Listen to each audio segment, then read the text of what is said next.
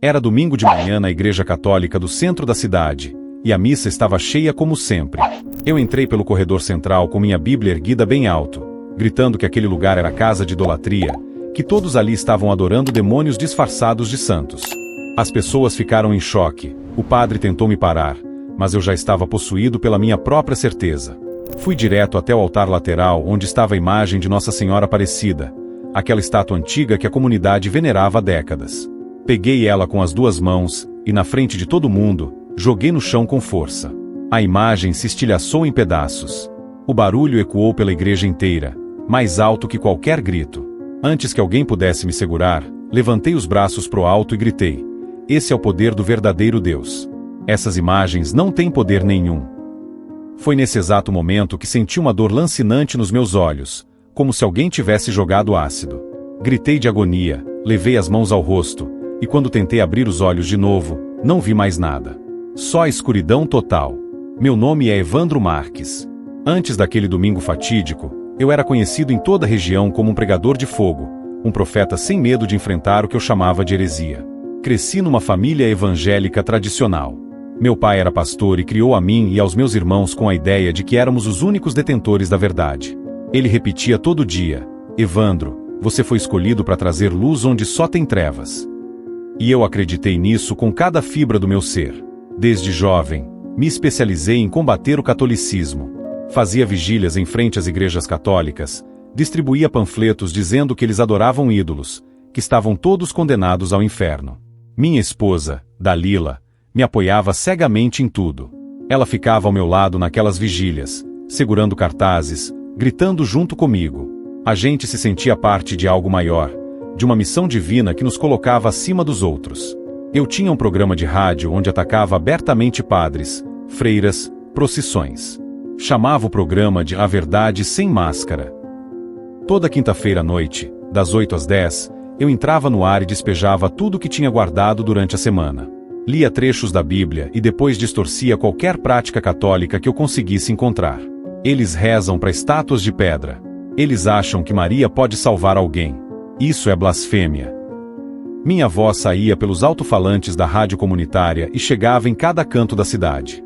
Fiquei famoso por invadir festas religiosas. Lembro de uma procissão de Corpus Christi onde arranquei rosários das mãos de idosos, derrubei terços no chão e pisei em cima. Uma senhora de cabelos brancos chorou na minha frente, pedindo para eu parar. Olhei nos olhos dela e disse: chore agora, mas um dia você vai me agradecer por ter salvado sua alma. Ela tremeu inteira e se afastou de mim como se eu fosse o próprio demônio. Para mim, eu estava lutando pela alma daquelas pessoas, salvando elas da perdição. Quanto mais radical eu era, mais seguidores eu ganhava.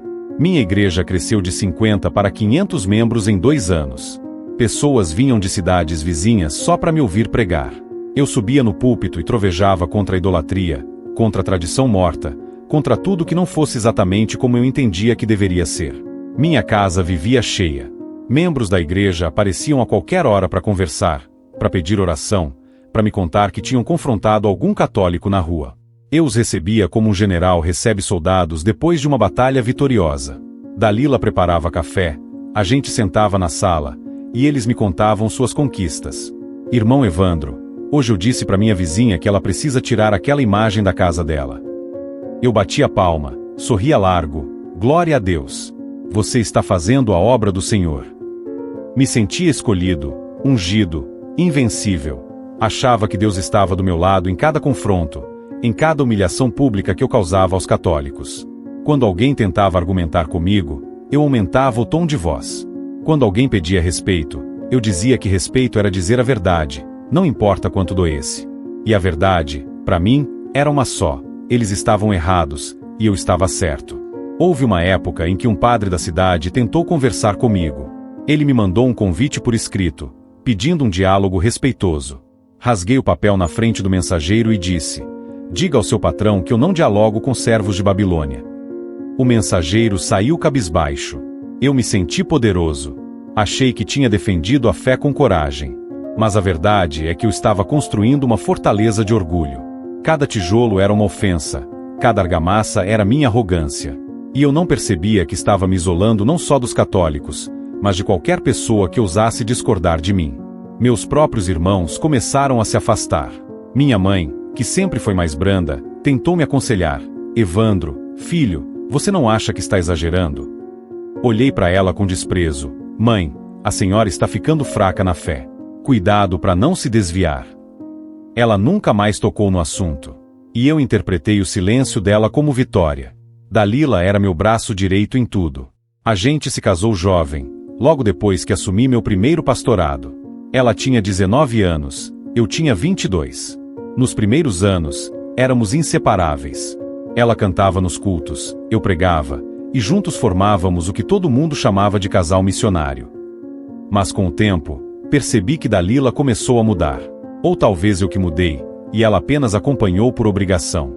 Ela nunca questionava minhas invasões às igrejas católicas, mas também não demonstrava o mesmo entusiasmo de antes.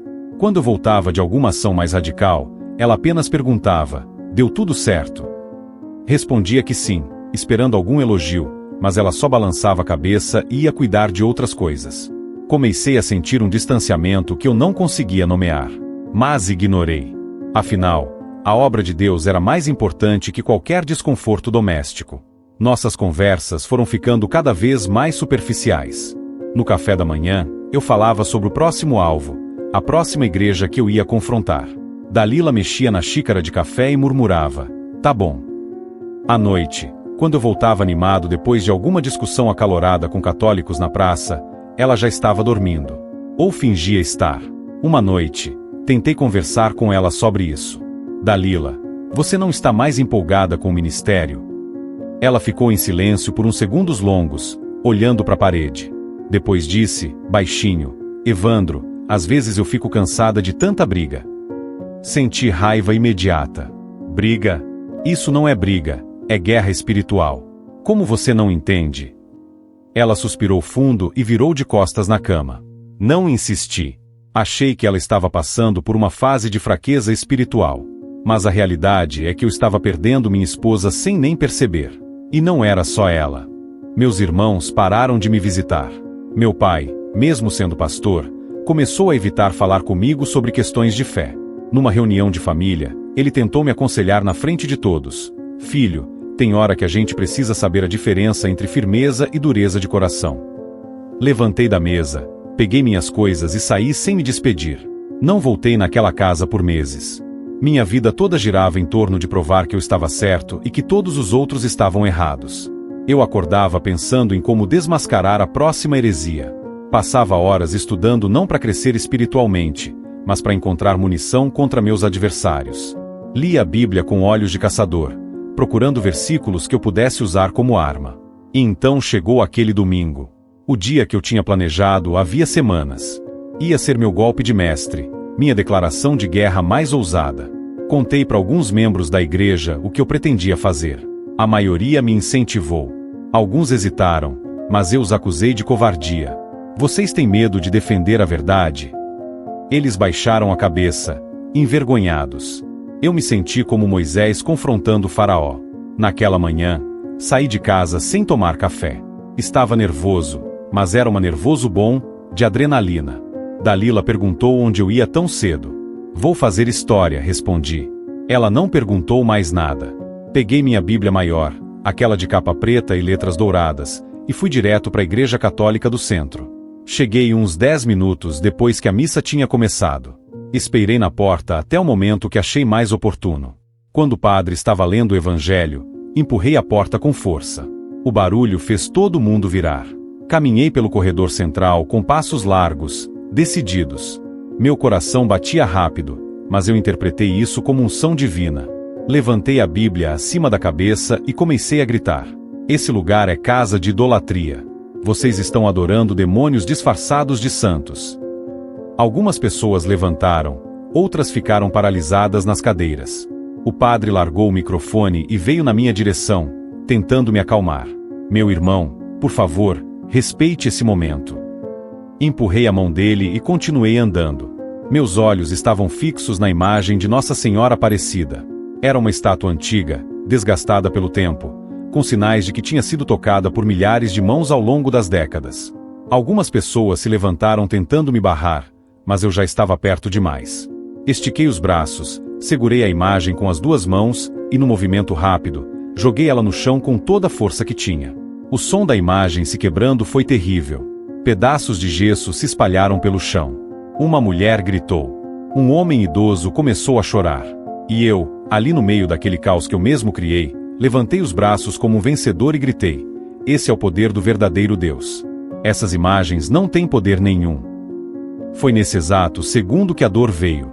Pareceu que alguém tinha enfiado 2 pregos em brasa nos meus olhos. Gritei mais alto que todos os gritos que tinha dado antes. Levei as mãos ao rosto, tentando aliviar a dor, mas não adiantava nada.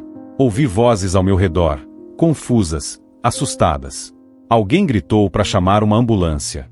Tentei abrir os olhos, forcei as pálpebras, mas tudo que vi foi escuridão. Escuridão completa, sem nenhum traço de luz. Entrei em pânico. Comecei a gritar pedindo ajuda, tropeçando nos bancos, caindo de joelhos. Mãos me seguraram, mas eu não sabia de quem eram. Só sabia que eu não enxergava mais nada. E pela primeira vez na vida, senti medo de verdade. Acordei num lugar estranho. Ouvia vozes ao meu redor, passos apressados, o bip constante de algum aparelho. Tentei me sentar, mas mãos firmes me seguraram. Calma, Senhor Evandro. O senhor está no hospital. A voz era feminina, calma, profissional. Tentei abrir os olhos de novo, forcei com toda a energia que tinha, mas continuava tudo escuro. Comecei a entrar em pânico de novo. Eu não estou enxergando. Por que eu não estou enxergando? Um médico se aproximou. Senti o cheiro de álcool gel quando ele tocou no meu rosto. Senhor Evandro, vou examinar seus olhos agora. Preciso que fique calmo. Ele levantou minhas pálpebras, apontou uma luz diretamente nos meus olhos. Eu não via nada, nem o clarão da lanterna. Só escuridão. Escuridão profunda, sem nenhum ponto de referência. Passaram horas me examinando. Tomografia, ressonância magnética, consulta com oftalmologistas, neurologistas. Ouvia os médicos conversando entre si em voz baixa, como se eu não estivesse ali. Não há lesão aparente. Os nervos ópticos parecem intactos. Não faz sentido. Cada comentário era uma facada na minha esperança. No terceiro dia de internação, o médico principal veio conversar comigo. Sentou na beira da maca, respirou fundo antes de falar. Senhor Evandro, fizemos todos os exames possíveis. Seus olhos estão fisicamente perfeitos. Não há dano estrutural, não há lesão no nervo óptico, não há nada que explique sua cegueira. Agarrei o braço dele com desespero. Então por que eu não enxergo? Me diz o que está acontecendo comigo. Ele hesitou. Existem casos raros onde a cegueira não tem origem física. Pode ser psicológica, emocional. Algo que o cérebro faz como resposta a um trauma muito intenso. Soltei o braço dele e virei o rosto. Psicológica, emocional? Aquilo não fazia sentido nenhum. Eu tinha sido atingido por algo. Algo tinha me cegado naquela igreja. Não podia ser só na minha cabeça. Quando recebi alta, Dalila veio me buscar. O silêncio no carro foi ensurdecedor. Ela não disse uma palavra durante todo o trajeto. Eu segurava o banco com força, tentando me orientar pelos sons. Quando chegamos em casa, ela me guiou até a sala e me deixou sentado no sofá. Você quer comer alguma coisa? A voz dela estava distante, fria. Não. Ouvi ela se afastar. Os primeiros dias em casa foram um inferno. Eu tropeçava em tudo. Derrubava copo, batia nos móveis, me machucava constantemente. Tinha que pedir ajuda para tomar banho, para me vestir, para fazer qualquer coisa. Cada pedido de ajuda era uma humilhação. Eu, que sempre fui tão independente, tão seguro de mim, agora dependia de alguém até para encontrar o caminho do quarto até a cozinha. Dalila fazia o mínimo necessário. Me levava comida, me guiava quando eu pedia, mas não havia carinho naquilo. Era mecânico, obrigatório. Uma noite, ouvi ela chorando no quarto. Fiquei parado no corredor, encostado na parede, ouvindo. Entre os soluços, ela falava ao telefone com alguém. Eu não aguento mais. Não foi isso que eu escolhi para minha vida. As palavras me doeram mais que a cegueira. Os membros da igreja começaram a aparecer nos primeiros dias. Traziam comida, diziam palavras de ânimo, faziam orações. Mas com o passar das semanas, as visitas foram diminuindo. E os comentários começaram a chegar até mim. Será que o irmão Evandro está em pecado? Deus não castiga sem motivo. Ele deve ter feito algo muito grave para merecer isso. Um dos presbíteros veio me visitar. Sentou do meu lado e colocou a mão no meu ombro. Evandro, precisamos conversar. A igreja está preocupada. As pessoas estão com dúvidas sobre sua liderança espiritual. Senti um nó na garganta. Dúvidas? Ele tossiu, desconfortável. Bem, você sabe, um líder espiritual cego é complicado.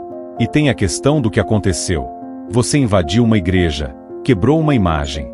Alguns irmãos acham que você foi longe demais. Levantei da cadeira, cambaleando. Eu fui longe demais? Eu estava defendendo a fé. Eu estava lutando contra a idolatria. Ele recuou. Eu sei, Evandro. Mas olha onde isso te levou. Talvez seja a hora de você refletir, se afastar um pouco do ministério até resolver essa situação. Saiu logo depois, me deixando sozinho na sala escura. Em 3 meses, perdi metade da congregação. Meu programa de rádio foi cancelado. O diretor da emissora me ligou, constrangido.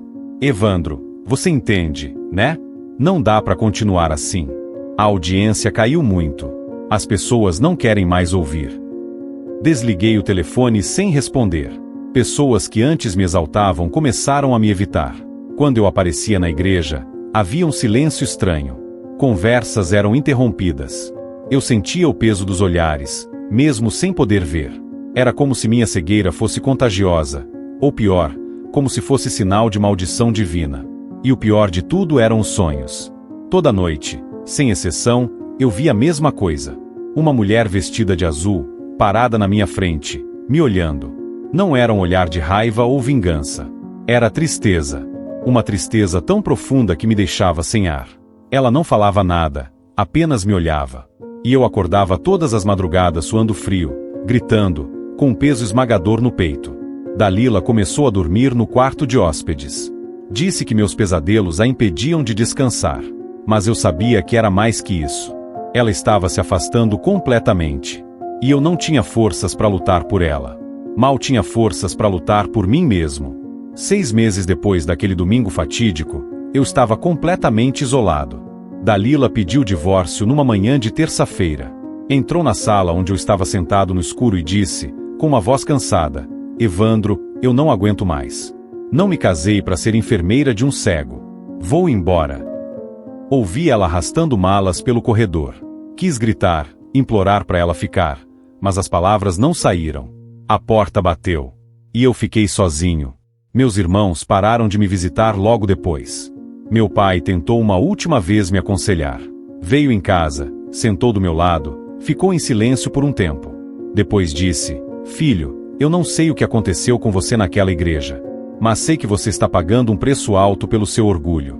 Deus quer te ensinar alguma coisa. Você precisa parar de lutar e começar a ouvir. Virei o rosto, mesmo sem enxergar. Pai, o Senhor não entende nada. Ele suspirou fundo, levantou e foi embora. Nunca mais voltou. Fiquei morando sozinho numa casa que antes era cheia de gente. Agora só eu e minhas lembranças. Os dias começaram a se misturar. Eu não sabia mais se era segunda ou sexta, se era de manhã ou de tarde. Vivia no escuro, literal e metaforicamente. Passei a beber escondido. Ou melhor, nem tão escondido assim, já que não havia ninguém para se importar. Tropeçava nos móveis, quebrava coisas, me machucava, e simplesmente não ligava mais. A raiva que eu sentia era indescritível. Raiva de Deus por ter me abandonado depois de tudo que eu fiz em nome dele. Eu lutei por você, gritava sozinho na sala. Eu defendi seu nome. E é assim que você me recompensa. Mas só tinha silêncio como resposta. Um silêncio pesado, sufocante, que me lembrava constantemente que eu estava completamente sozinho.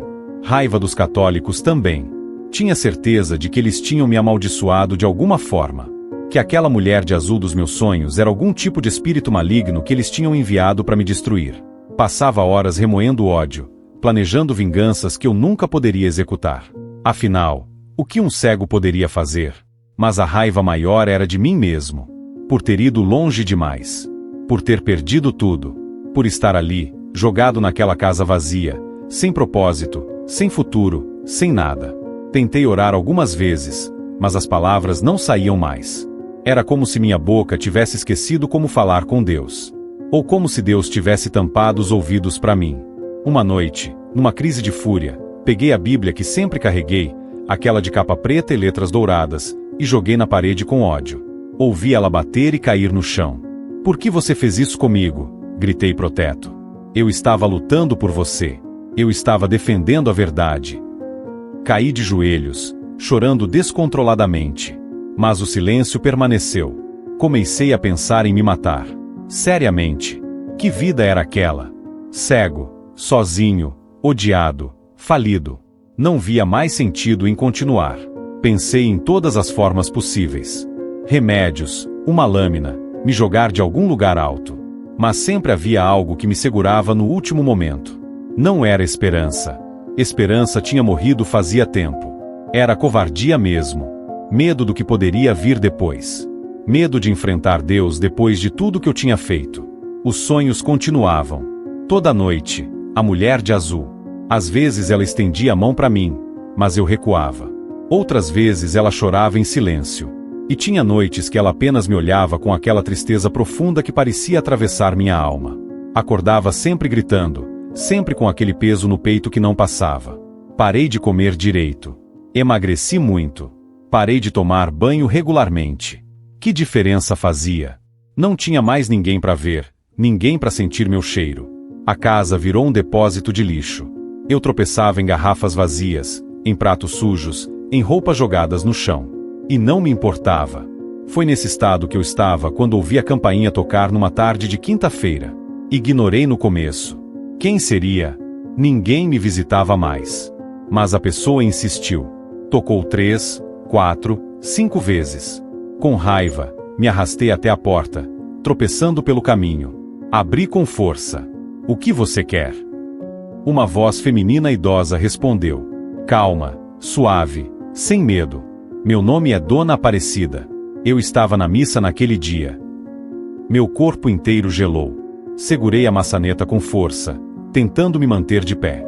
Esperei ela me xingar, me amaldiçoar, gritar comigo. Mas ela disse: "Vim trazer comida para você.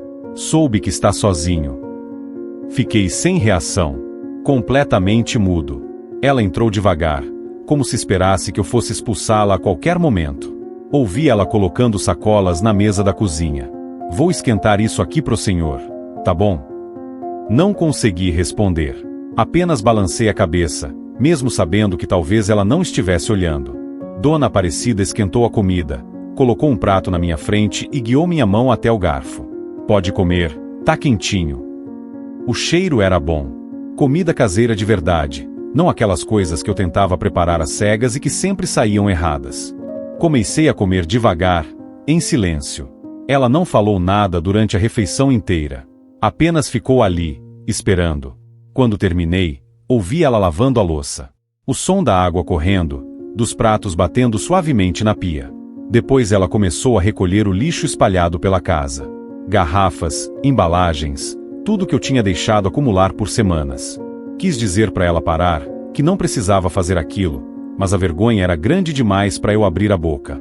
Ela trabalhou por quase 2 horas.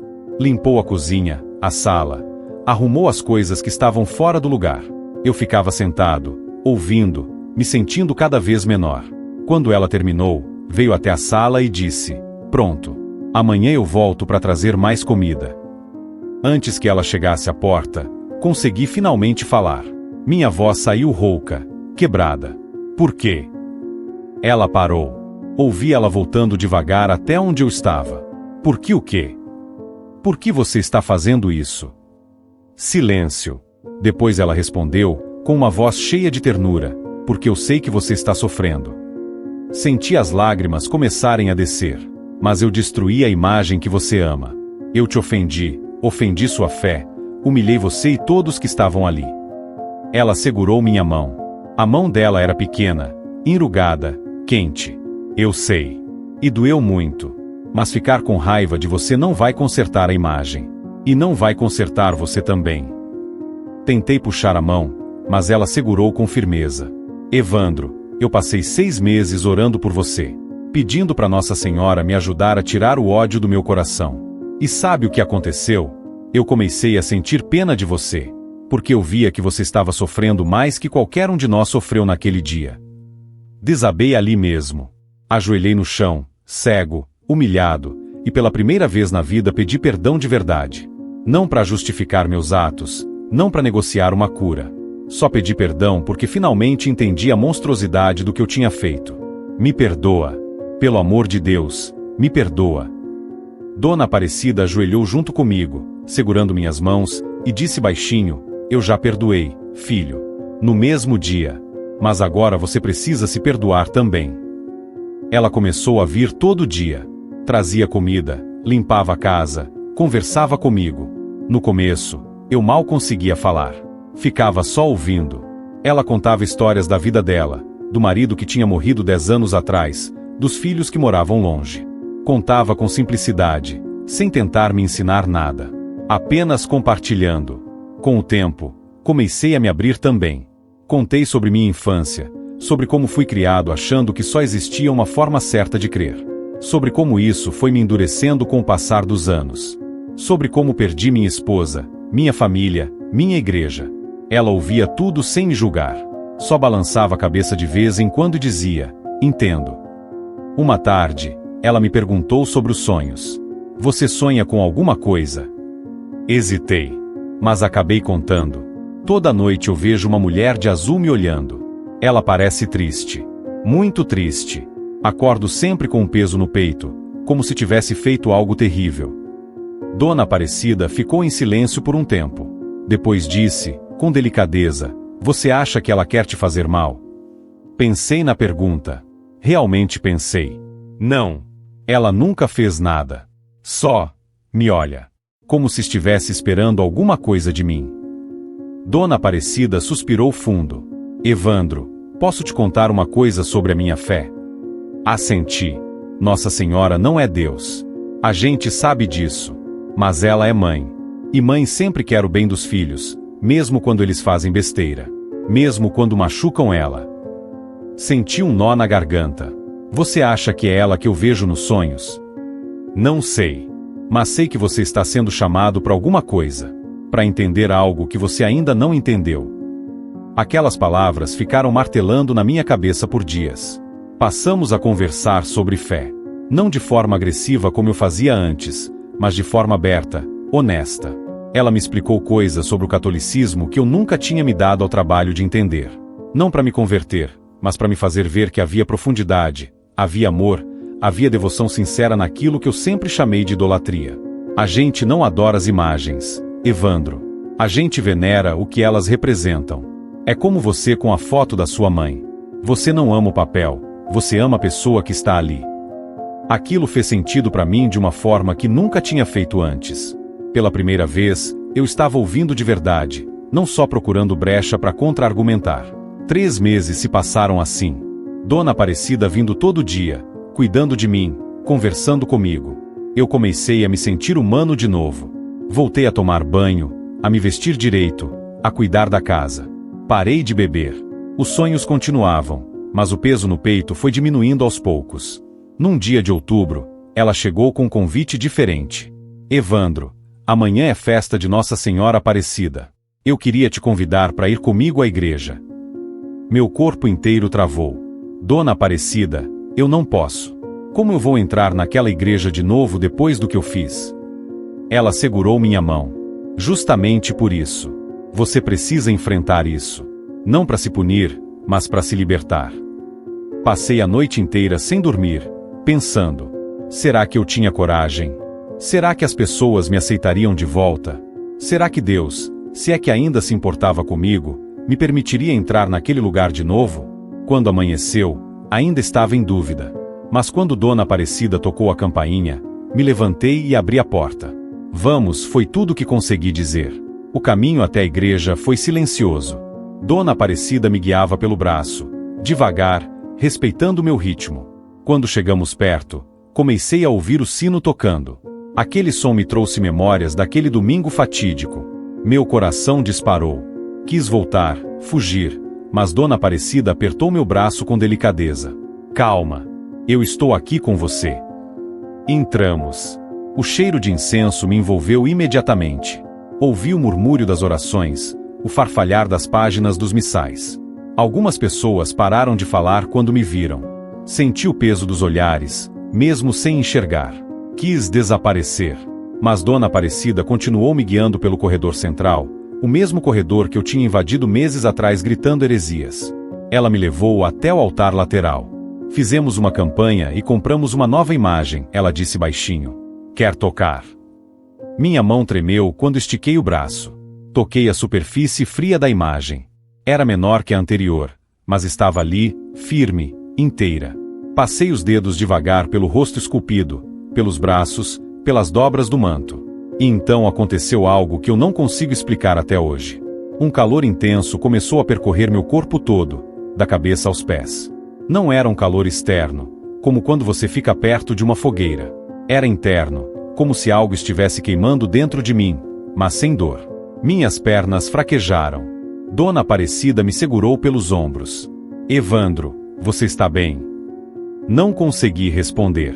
O calor foi aumentando, e com ele veio uma sensação de paz que eu nunca tinha experimentado. Era como se todos os meses de raiva, de ódio, de dor estivessem sendo arrancados de dentro de mim. Comecei a chorar sem controle. E então, lentamente, como se uma cortina estivesse sendo aberta depois de meses de escuridão, comecei a ver formas. No começo era tudo desfocado, borrado. Pontinhos de luz, sombras se movendo. Pisquei várias vezes, tentando entender o que estava acontecendo. A visão foi ficando mais nítida. As formas foram ganhando definição. E a primeira coisa que vi claramente foi o rosto de Dona Aparecida. Ela estava sorrindo, com lágrimas nos olhos, segurando minhas mãos. Você está me vendo? Ela perguntou, com a voz embargada. Estou, consegui responder. Eu estou te vendo. Olhei ao redor. Vi as pessoas ajoelhadas nos bancos, algumas com as mãos na boca, outras chorando também. E então olhei para cima, para a imagem de Nossa Senhora Aparecida. Era ela, a mulher dos meus sonhos. O mesmo rosto, a mesma expressão. Não de raiva, não de vingança, mas de compaixão profunda. Caí de joelhos ali mesmo. Dona Aparecida ajoelhou junto comigo. Não havia palavras para descrever o que eu estava sentindo. Era gratidão, alívio, vergonha, alegria, tudo misturado num turbilhão de emoções que me deixava sem chão. Fiquei ali, ajoelhado, chorando, olhando para aquela imagem que representava tudo que eu tinha desprezado, atacado, destruído. O padre se aproximou.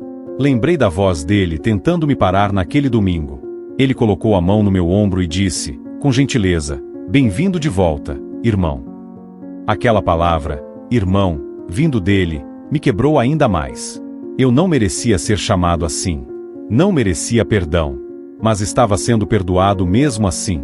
Dona Aparecida me ajudou a levantar.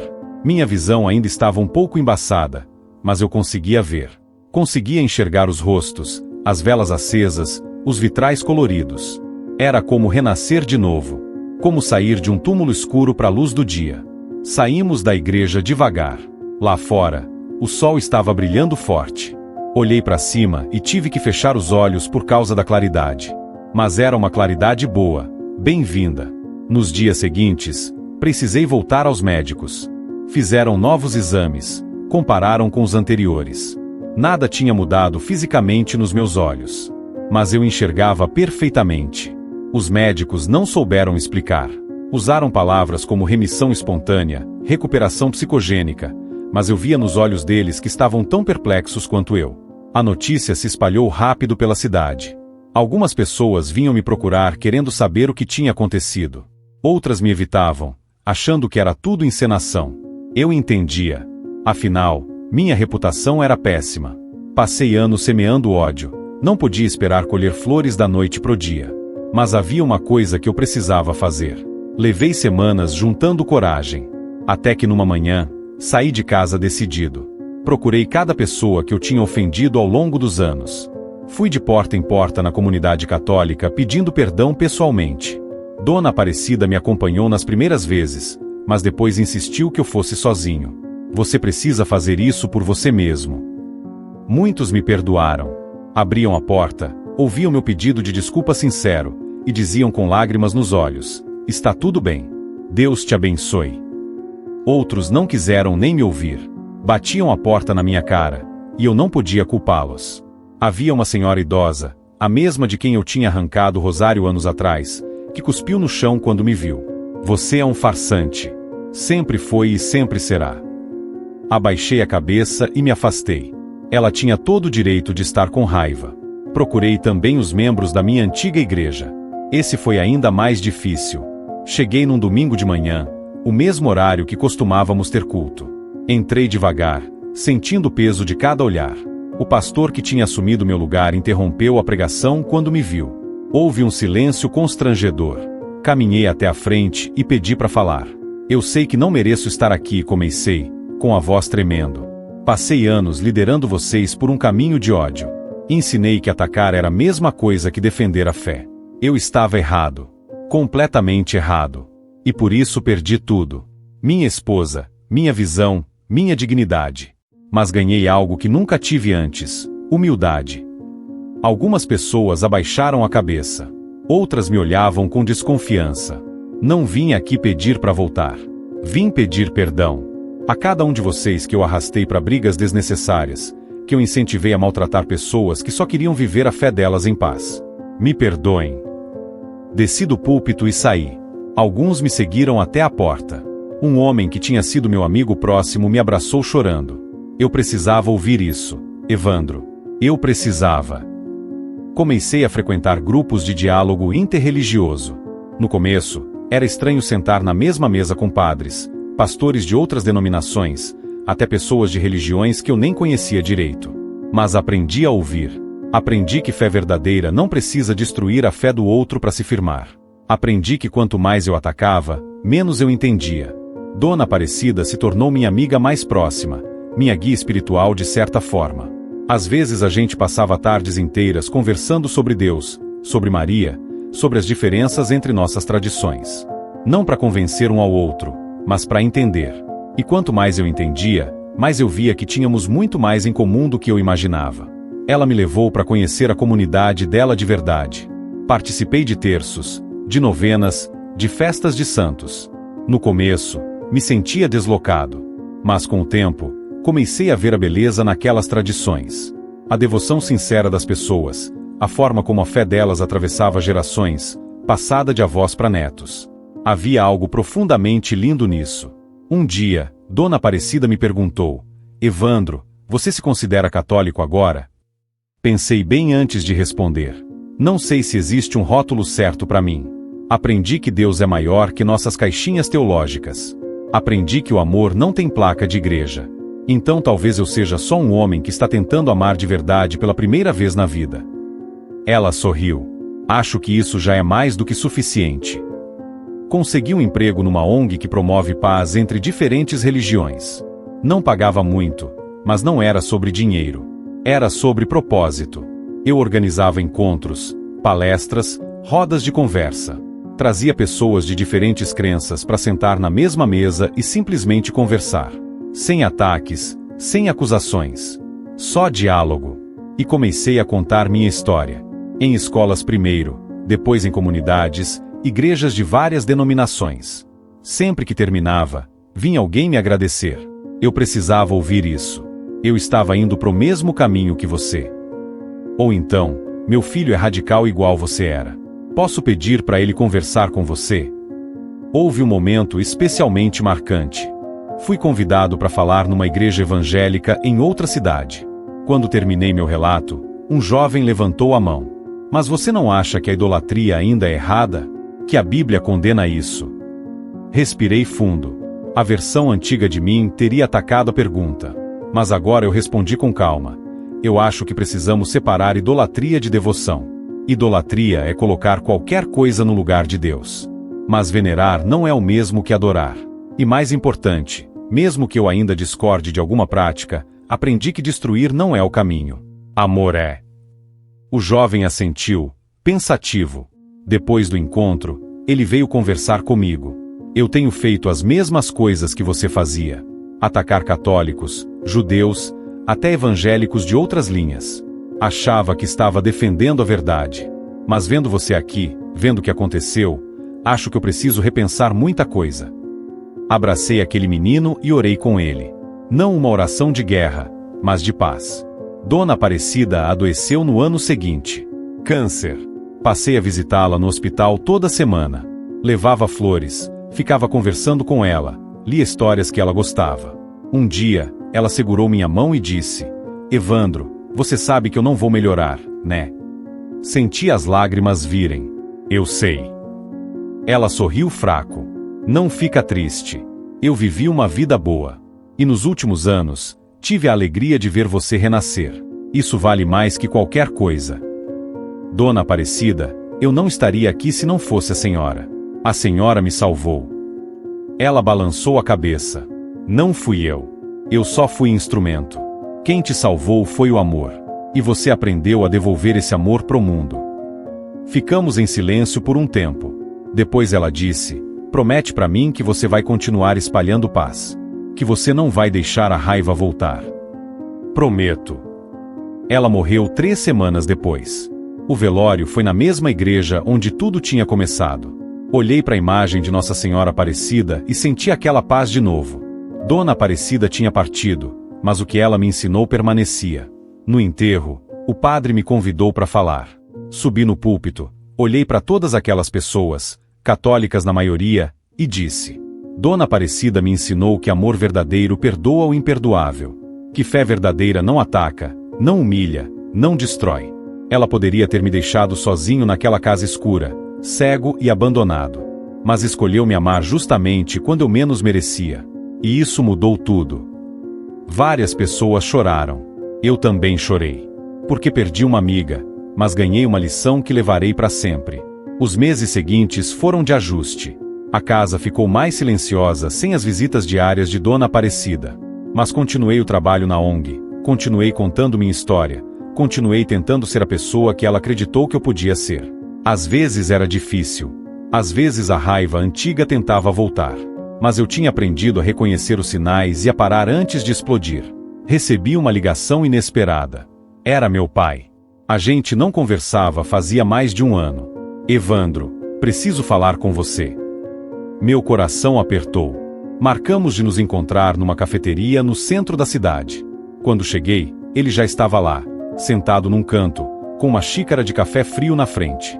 Sentei do outro lado da mesa. Ficamos em silêncio por um tempo. Depois ele disse: eu ouvi sua história. Um amigo meu estava no culto onde você falou. Não respondi. Só esperei. Evandro, eu te criei errado. Ensinei você a odiar em nome de Deus. E sinto muito por isso. Olhei nos olhos dele e vi lágrimas. Meu pai nunca chorava. Pai, o Senhor não tem culpa. Eu escolhi ir mais longe. Eu escolhi ser mais radical que todo mundo. Ele balançou a cabeça. Mas eu plantei a semente. E preciso te pedir perdão por isso. Levantei, rodeei a mesa e abracei meu pai. Ali, naquela cafeteria cheia de gente, nós dois choramos juntos. E foi como se algo que estava quebrado há anos finalmente se consertasse. Começamos a nos falar regularmente depois disso. Ele me contou que tinha mudado também. Que parou de atacar outras denominações nos cultos. Que começou a pregar mais sobre amor e menos sobre condenação. Você me inspirou, filho. Se você conseguiu mudar depois de tudo que passou, eu também posso. Minha mãe voltou a me visitar. Meus irmãos foram aos poucos reabrindo as portas. Não era como antes, claro. Havia cicatrizes. Mas havia também vontade de reconstruir. E isso já era muito. Um Natal, estávamos todos reunidos de novo. Olhei ao redor da mesa e senti uma gratidão profunda. Não pelo que eu tinha, mas pelo que eu tinha aprendido a valorizar. Dalila nunca voltou. Soube por terceiros que tinha se casado de novo, estava morando em outro estado. Não guardei mágoa. Ela tinha todo o direito de seguir a vida dela. Eu tinha sido um péssimo marido, cegado pelo fanatismo muito antes de ficar literalmente cego. Se hoje pudesse falar com ela, diria apenas: obrigado por ter me aguentado enquanto deu. E me perdoa por tudo. O trabalho na ONG cresceu. Começamos a receber convites de outras cidades, depois de outros estados. Montamos uma plataforma online onde pessoas de diferentes religiões podiam dialogar de forma respeitosa. Moderávamos as conversas, cortávamos discursos de ódio, incentivávamos a compreensão mútua. Não era fácil. Tinha dia que eu lia mensagens tão cheias de raiva que me lembravam de quem eu fui. E isso me motivava ainda mais a continuar. Conheci pessoas incríveis nesse tempo. Um rabino que tinha perdido a família no Holocausto e ainda assim pregava amor. Um imã que dedicava a vida a combater extremismo dentro da própria comunidade. Uma madre que trabalhava com moradores de rua sem nunca perguntar a religião deles. Cada uma dessas pessoas me ensinou algo diferente. Mas todas me ensinaram a mesma coisa, que Deus é grande demais para caber nas nossas brigas pequenas. Houve um encontro interreligioso em São Paulo que nunca vou esquecer. Reunimos cristãos de várias denominações, judeus, muçulmanos, budistas, espíritas. No final, fizemos uma roda e cada um compartilhou o que a fé significava para ele. Quando chegou minha vez, disse: fé para mim é escolher amor quando tudo em você quer escolher ódio. É estender a mão quando você foi pisoteado. É pedir perdão quando seu orgulho diz para você se justificar. Aprendi isso do jeito mais difícil possível. Um jovem muçulmano do outro lado da roda levantou a mão. Eu vim aqui com medo. Medo de ser julgado, de ser atacado. Mas ouvindo você, eu sinto que talvez exista esperança. Que nem todo mundo quer nos destruir. Levantei e fui até ele. Abracei aquele menino que eu nem conhecia. E senti que Dona Aparecida, lá de onde estivesse, estava sorrindo. 4 anos se passaram desde aquele domingo fatídico. Hoje, quando acordo, a primeira coisa que faço é agradecer. Agradeço por enxergar, claro, mas agradeço principalmente por ter aprendido a enxergar de verdade. Não só com os olhos, mas com o coração. Porque por anos eu tive visão perfeita, mas era completamente cego para tudo que realmente importava. Ainda visito aquela igreja católica do centro. Não todo domingo, mas com frequência. Sento nos bancos de trás, observo a missa, participo do que posso. Algumas pessoas ainda me olham com desconfiança. Outras me cumprimentam com carinho. E está tudo bem. Eu não preciso de aprovação. Preciso de paz. E encontrei. Olho para a imagem de Nossa Senhora Aparecida e lembro daquela manhã em que minha visão voltou. Lembro do calor, da paz, do perdão imerecido. E entendo agora que aquilo não foi só sobre recuperar a visão física. Foi sobre recuperar a capacidade de ver o outro como irmão, não como inimigo. De ver Deus no rosto de quem é diferente de mim. Teve uma vez que fui convidado para falar numa prisão. Era um grupo de detentos que tinham cometido crimes motivados por intolerância religiosa. Fiquei nervoso antes de entrar. Olhei para aqueles homens e vi reflexos de quem eu fui. Jovens raivosos, convencidos de que estavam certos, de que violência em nome da fé era justificável.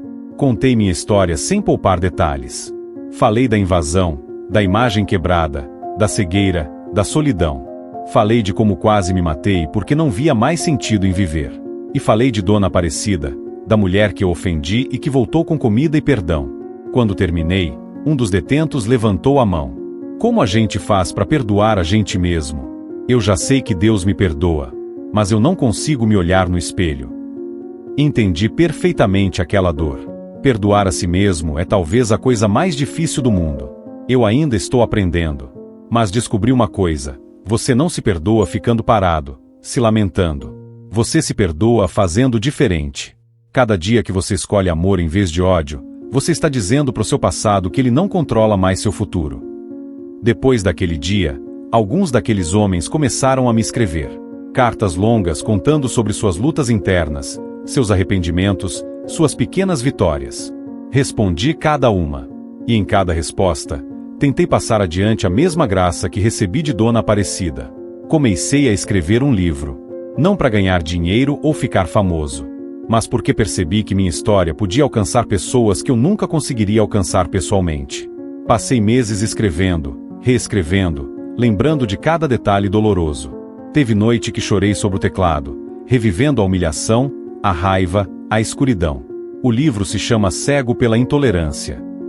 Um título simples, direto. Conta tudo, do começo ao fim. Não me poupo em nada. Mostro minha monstruosidade sem filtro, porque acho que é isso que as pessoas precisam ver. Não um herói que caiu e se levantou, mas um homem que foi terrível e precisou ser quebrado completamente para aprender a ser humano. Quando o livro foi lançado, fiquei com medo.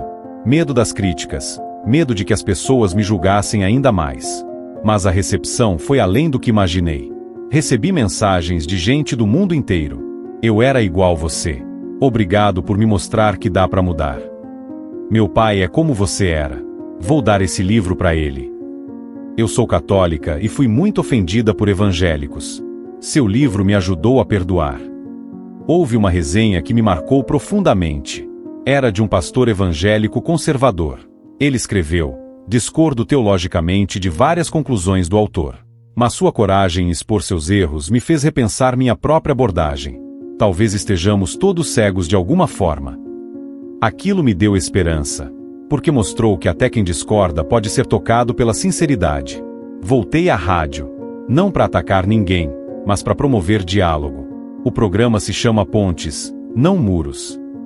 Toda semana, convido 2 pessoas de religiões diferentes para conversarem. Já tive pastor e padre, rabino e imã, budista e espírita. E o mais bonito é ver como, quando as pessoas realmente se ouvem, percebem que não são tão diferentes assim. Num dos programas, convidei um padre da região. Não o mesmo daquela igreja, mas um que conhecia minha história. No ar, ao vivo, pedi perdão publicamente a toda a comunidade católica. Passei anos espalhando mentiras sobre vocês, dizendo que eram idólatras, que estavam condenados. Quero dizer aqui, para quem está ouvindo, eu estava errado. E peço perdão. O padre, com lágrimas nos olhos, respondeu: em nome da minha comunidade, eu te perdoo. E agradeço por sua coragem. As ligações depois daquele programa foram emocionantes. Gente chorando, dizendo que tinha esperado anos para ouvir aquilo. Outros me xingando, dizendo que eu tinha me vendido, que tinha apostatado da fé verdadeira. Eu entendia a raiva deles. Porque já estive exatamente ali, naquele lugar de certeza absoluta que impede qualquer autocrítica. Recebi um convite inesperado. O Vaticano estava organizando um encontro sobre diálogo interreligioso e queriam que eu participasse. Eu, que tinha passado anos atacando o catolicismo, sendo convidado para falar em Roma. A ironia não passou despercebida. Aceitei, claro. E foi uma experiência transformadora.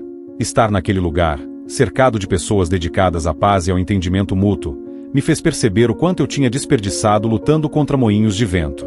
Vi cardeais conversando respeitosamente com líderes de outras religiões. Vi muçulmanos e judeus orando juntos por paz. Vi o que é possível quando a gente tira o orgulho do caminho e coloca o amor no centro. No último dia do encontro, visitei a Basílica de São Pedro. Olhei para aquela arquitetura imponente, para aquelas obras de arte, e pensei em todas as vezes que tinha chamado aquilo de idolatria. Que cegueira a minha! Não conseguia mais ver maldade ali. Só via devoção, história, fé de milhões de pessoas ao longo de séculos.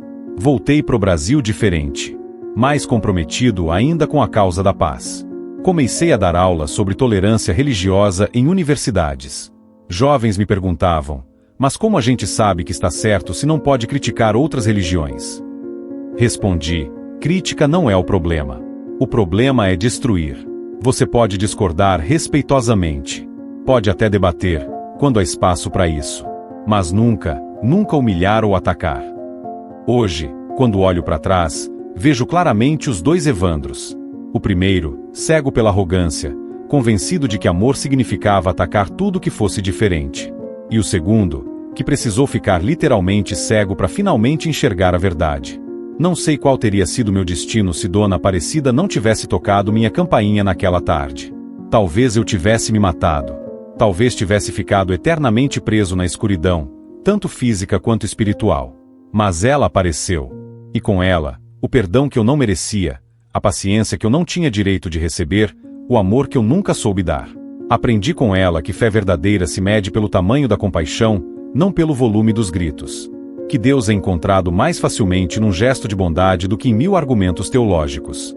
Tem dias que ainda luto. Luto contra a tentação de achar que estou certo e todos estão errados. Luto contra a raiva quando vejo injustiça. Luto contra o orgulho que ainda tenta me convencer de que sou melhor que alguém. Mas agora eu reconheço esses sentimentos. E em vez de alimentá-los, levo eles para oração, para meditação, para conversa com pessoas que me ajudam a manter os pés no chão. Mantenho uma foto de Dona Aparecida na minha mesa de trabalho. Olho para ela toda manhã e lembro do que ela me ensinou. Que amor não é sentimento, é escolha. Escolha de voltar quando tudo diz para você ir embora. Escolha de perdoar quando a raiva seria mais fácil. Escolha de cuidar quando abandonar seria compreensível. Às vezes, me perguntam se eu me arrependo de tudo que fiz. E a resposta é complexa. Claro que me arrependo. Cada pessoa que machuquei, cada imagem que quebrei, cada momento de ódio que espalhei. Carrego isso comigo todo dia. Mas também sei que foi justamente esse passado terrível que me deu autoridade para falar sobre mudança. Ninguém acredita em transformação quando vem de quem sempre foi bonzinho. Mas quando vem de alguém que foi profundamente mal e conseguiu mudar, as pessoas param para ouvir. Recebi uma carta outro dia. Era de um jovem evangélico que tinha lido meu livro. Ele escreveu: Evandro, eu estava planejando invadir uma terreiro de Umbanda e quebrar os assentamentos deles. Achava que era minha missão destruir a macumba. Mas depois de ler sua história, percebi que eu ia cometer o mesmo erro que você. Desisti do plano. E agora estou tentando entender essas pessoas em vez de atacá-las. Chorei lendo aquela carta, porque significava que minha dor não tinha sido em vão. Que Dona Aparecida não tinha cuidado de mim em vão. Que era possível sim quebrar ciclos de violência e intolerância. Respondi para ele com todo o carinho do mundo, oferecendo ajuda, oferecendo amizade. Aprendi que Deus fala de formas que a gente nunca espera. Eu achava que Deus falava só através das Escrituras, só através de revelações dramáticas. Mas descobri que Deus fala através de uma idosa trazendo comida para quem a ofendeu. Através do silêncio forçado da cegueira. Através da dor que quebra o orgulho. Através de cada pequeno gesto de perdão. Quando as pessoas me perguntam sobre minha fé hoje, não sei exatamente o que responder. Não me encaixo perfeitamente em nenhuma caixa denominacional. Frequento cultos evangélicos às vezes, missas católicas outras vezes, encontros interreligiosos com frequência. E em todos esses espaços, procuro a mesma coisa: Deus. Não o Deus das minhas ideias, mas o Deus que é maior que tudo que eu possa imaginar. Aprendi que verdade não é propriedade de ninguém. Que cada tradição religiosa capturou uma parte do mistério divino, mas nenhuma capturou tudo. Que quando a gente briga sobre quem está mais certo, a gente perde de vista o que realmente importa: amar. Amar Deus, amar o próximo, amar até quem nos fere. Tem uma frase que Dona Aparecida me disse pouco antes de morrer e que carrego no coração: Evandro, você passou a vida inteira tentando provar que estava certo. Agora passe o resto da vida tentando ser bom. Ser bom é muito mais importante que estar certo. Hoje, 4 anos depois daquele domingo que mudou tudo, trabalho todos os dias para ser bom. Nem sempre consigo. Tem dia que falho miseravelmente. Mas levanto no dia seguinte e tento de novo. Porque foi isso que aprendi na escuridão, que a graça não é para quem acerta sempre, mas para quem não desiste de tentar. Sou ex-profeta evangélico radical. Sim. Sou ex-cego. Também. Mas antes de qualquer rótulo, sou um homem que foi quebrado pela própria intolerância e reconstruído pela mão daqueles que eu mais desprezei. E isso me ensinou mais sobre Deus do que todos os anos que passei pregando com ódio no coração. Se você está lendo isso, ou ouvindo isso, e se reconhece em alguma parte da minha história, saiba, não é tarde demais para mudar. Não importa o quanto você já machucou, o quanto já destruiu. Deus é especialista em reconstruir ruínas. Mas você precisa estar disposto a largar o orgulho, a admitir que estava errado, a pedir perdão de verdade. E se você é alguém que foi ferido por gente como eu, que sofreu na mão de fanáticos religiosos, peço perdão em nome de todos nós que erramos. Não posso consertar o passado, mas posso trabalhar por um futuro onde isso aconteça cada vez menos. Onde amor seja mais forte que ódio. Onde pontes sejam mais importantes que muros. Termino essa história com uma pergunta que me faço todo dia e que deixo para você também. Quando foi a última vez que você estendeu a mão para alguém que não merecia? Porque foi uma mão estendida que me salvou. E talvez seja sua mão estendida que vai salvar alguém hoje. Um convite especial chegou até mim através de uma organização que trabalha com reconciliação familiar. Queriam que eu mediasse encontros entre famílias divididas por questões religiosas. O primeiro caso me tocou profundamente. Era uma mãe de santo que tinha perdido a guarda das filhas por pressão do ex-marido evangélico. Ele argumentou na justiça que o terreiro era ambiente inadequado para crianças. A mulher estava destruída. Sem ver as meninas havia meses. Sentei com os dois separadamente primeiro. O pai, rígido, Repetia os mesmos argumentos que eu usava anos atrás. Aquilo é macumba. Minhas filhas não podem crescer nesse ambiente de trevas. Ouvi sem interromper. Depois perguntei: você ama suas filhas? Ele franziu a testa. Claro que amo. Por isso estou protegendo elas. E você acha que tirar a mãe da vida delas é proteção ou punição? Ele tentou justificar, mas pedi que me ouvisse primeiro. Contei minha história. Cada detalhe. Vi o rosto dele mudando conforme eu falava. Quando terminei, havia lágrimas nos olhos dele. Eu não quero ser como você foi, disse baixinho. Então não seja. Suas filhas precisam da mãe. E precisam aprender desde cedo que amor não depende de concordância religiosa. Com a mãe, a conversa foi diferente. Ela estava machucada, cheia de raiva justificada. Ele me roubou minhas filhas. Como eu perdoo isso? Segurei a mão dela e disse: não estou pedindo para você perdoar agora.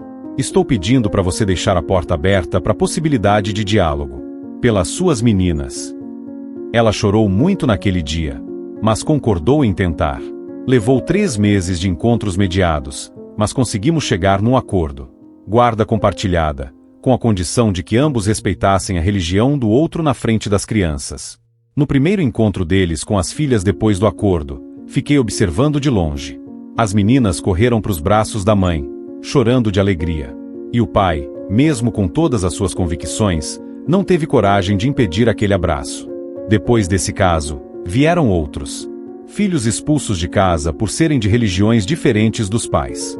Casais à beira do divórcio por conflitos religiosos. Amizades destruídas por intolerância. Cada história era uma facada, porque eu via meu reflexo em cada agressor. Mas também vi esperança em cada reconciliação. Comecei a desenvolver uma metodologia própria para esses encontros. Primeiro, escuta individual sem julgamento. Depois, exercícios de empatia onde cada pessoa tentava ver a situação pelo ponto de vista do outro. E finalmente, construção conjunta de acordos baseados em respeito mútuo. Não era sobre mudar crenças, mas sobre mudar comportamentos. Teve um caso particularmente difícil. Um jovem muçulmano que tinha se convertido ao cristianismo e sido expulso de casa pela família. Os pais estavam arrasados, sentindo que tinham perdido o filho. O filho estava sozinho, magoado, mas firme na nova fé. Passei semanas conversando com ambos os lados. Pro filho, disse: você tem o direito de escolher sua fé. Mas seus pais também têm o direito de sofrer por essa escolha. Isso não torna eles maus. Torna eles humanos. Pra família, disse: vocês podem discordar da escolha dele e ainda assim amá-lo. Expulsar não vai fazê-lo voltar. Só vai criar uma distância que pode nunca ser curada. Demorou, mas conseguimos um encontro.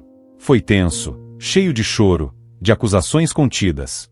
Mas no final, o pai estendeu a mão pro filho e disse: eu não concordo, mas você continua sendo meu filho. Eles se abraçaram, e eu tive que sair da sala porque estava chorando também. Percebi que esse trabalho estava me curando tanto quanto estava curando as famílias. Cada reconciliação que eu ajudava a construir era como consertar um pedaço do estrago que eu tinha causado no passado. Não apagava meus erros, mas dava significado novo para minha dor. A ONG cresceu tanto que precisamos abrir sedes em outras cidades. Treinei voluntários, ensinei a metodologia, compartilhei as lições que aprendi. Muitos dos voluntários eram pessoas que também tinham histórias de intolerância, seja como vítimas ou agressores. Formamos uma rede de pessoas comprometidas com a paz. Organizamos o primeiro grande encontro interreligioso da região. Alugamos um salão enorme e convidamos líderes de todas as religiões presentes na cidade. Evangélicos, católicos, espíritas, umbandistas, candomblecistas, budistas, muçulmanos, judeus. Mais de 200 pessoas no mesmo espaço. A tensão no começo era palpável. Alguns grupos sentaram separados, olhando com desconfiança para os outros. Mas começamos com algo simples. Cada líder compartilhou o que sua fé ensinava sobre amor ao próximo. Um por um, foram falando. E conforme falavam, percebiam que as palavras eram diferentes, mas o significado era o mesmo. Um pastor evangélico disse: Jesus nos mandou amar até nossos inimigos. Um pai de santo disse: Oxalá ensina que todo ser humano merece respeito. Um rabino disse: a Torá nos ordena tratar o estrangeiro com bondade. Um imã disse: O Alcorão diz que salvamos toda a humanidade quando salvamos uma vida. E assim foi, cada um trazendo sua tradição, mas todos convergindo para o mesmo ponto. No final do encontro, fizemos algo simbólico. Pedimos que cada líder trouxesse um objeto sagrado de sua tradição. Colocamos todos juntos numa mesa no centro da sala. Bíblias, Alcorão, Torá, búzios, terços, imagens, cristais. Objetos que em outros contextos seriam motivo de guerra, ali convivendo em paz. Isso é possível, eu disse olhando para aquela mesa. Se esses objetos podem conviver em harmonia, nós também podemos. Houve aplausos, abraços, lágrimas. E pela primeira vez em muito tempo, senti que estava fazendo algo verdadeiramente bom. Meses depois daquele encontro, recebi um telefonema que mexeu profundamente comigo. Era da Lila, minha ex-esposa. A voz dela estava diferente, mais suave. Evandro, eu preciso conversar com você. Pode ser? Meu coração disparou. Marcamos de nos encontrar numa praça neutra, longe de memórias dolorosas. Quando a vi caminhando em minha direção, o tempo pareceu parar. Ela estava diferente, mais madura, com alguns fios grisalhos que não existiam antes. Sentamos num banco, em silêncio inicial constrangedor. Até que ela falou: eu te devo um pedido de desculpas. Olhei surpreso. Dalila, você não me deve nada. Eu que destruí nosso casamento. Ela balançou a cabeça. Não, Evandro. Eu te abandonei quando você mais precisava. Disse que não tinha me casado para ser enfermeira de cego, como se você fosse um fardo. Isso foi cruel. Passei anos carregando essa culpa.